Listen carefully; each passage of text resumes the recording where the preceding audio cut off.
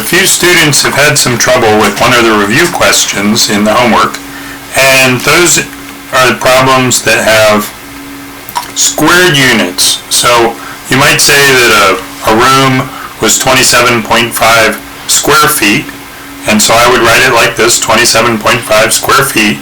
And if I needed to change this into square yards, because the carpet was measured in yards and not feet, and I needed to know how many square yards I would need, I need to convert the square feet to square yards.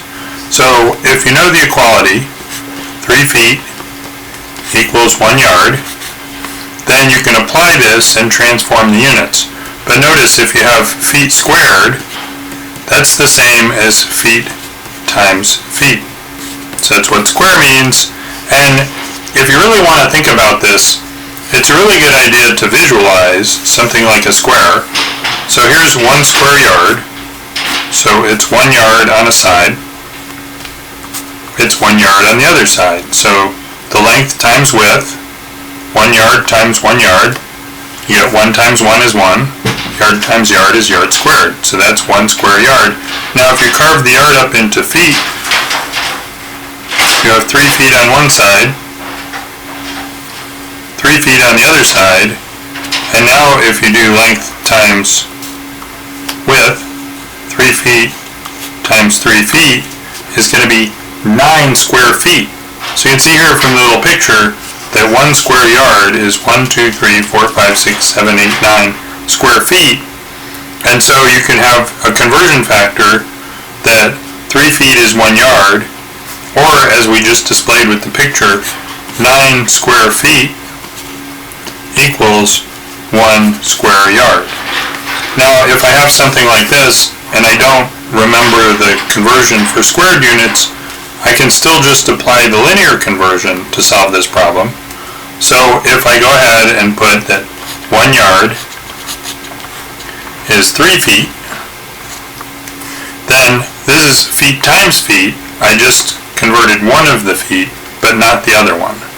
So I have to apply this twice to get feet times feet in the denominator, or square feet in the denominator. So I write out the conversion factor twice.